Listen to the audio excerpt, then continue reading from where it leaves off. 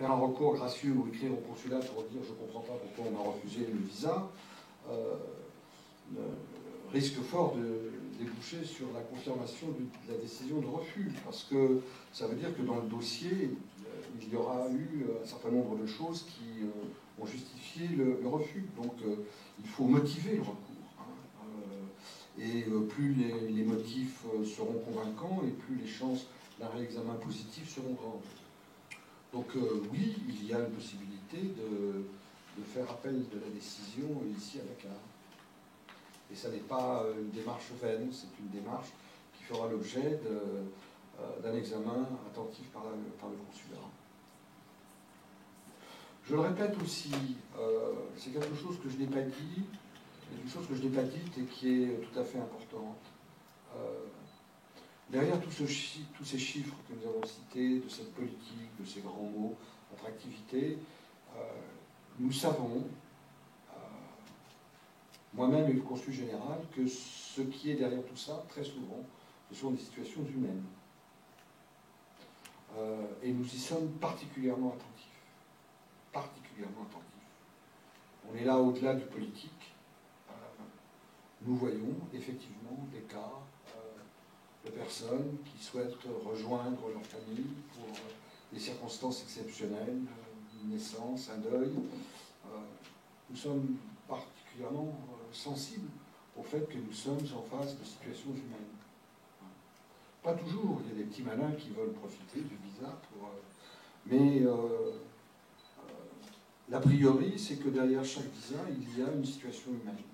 Un projet d'étudiant, un voyage d'affaires, la visite à la famille. Voilà.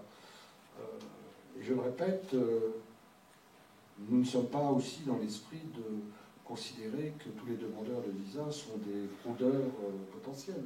Au contraire. Nous pensons a priori que chaque demandeur est de bonne foi. Mais qu'on ne nous demande pas non plus de dire que tous les demandeurs sont de bonne foi. Il y en a un certain nombre qui ne sont pas de bonne foi. Voilà. Je dirais, je pense, et là aussi je le redis, il y a des demandeurs qui ne sont pas de bonne foi, mais qui font fausse route. Ils sont au fond de bonne foi, mais ils pensent qu'ils vont accroître leurs chances en trafiquant, en améliorant leur dossier, et ça ne sert à rien. Ça ne sert à rien. Le consul général a parlé d'un contrat de confiance, c'est un contrat de confiance. Faites-nous confiance et nous vous ferons confiance. Dites la vérité, expliquez les situations, nous serons prêts à écouter. Ne pensez pas que, comme le disait le consul, en ajoutant un zéro sur une feuille de paie ou en mettant du stabilo sur un compte en banque et en changeant de nom, c'est très, très facile, on donne un coup de téléphone à la banque en question et on découvre tout de suite que la personne n'a pas de compte en banque.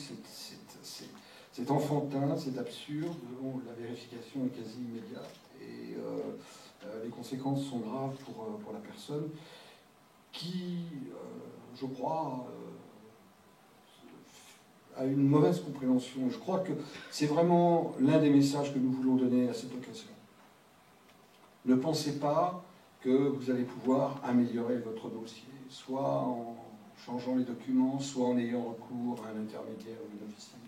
Ça ne sert à rien. Ça ne sert à rien. Les gens sont là pour vous escroquer, pour vous promettre ce qu'ils ne peuvent pas délivrer. Ils font semblant de vous garantir que vous obtiendrez un visa, ils ne peuvent pas vous apporter cette garantie. Donc faites confiance, faites-nous confiance, nous vous ferons confiance. Une toute petite chose que j'ajoute, que l'ambassadeur a dit tout à l'heure. N'attendez pas le dernier moment pour faire des demandes de visa. À l'expérience, on s'aperçoit que certains attendent le dernier moment, c'est-à-dire généralement le vendredi à midi moins 5, avant que le carrosse ne revienne citrouille, en se disant, le type derrière le guichet, il va forcément me donner mon visa parce que l'ordinateur ensuite est éteint, le logiciel est éteint pendant le week-end. Non, c'est pas comme ça que ça marche. Encore une fois, vous avez 3 mois, on le répète à tous ceux que nous voyons, 3 mois pour faire une demande de visa, et nous les traitons dans l'ordre où elles arrivent. Quand on est acculé, ça devient plus difficile pour tout le monde. Et là, ça crée des situations, peut-être, de malentendus qui n'ont pas lieu d'être non plus. Bonsoir, je suis le chapitre 3 de la Caisse des relations publiques.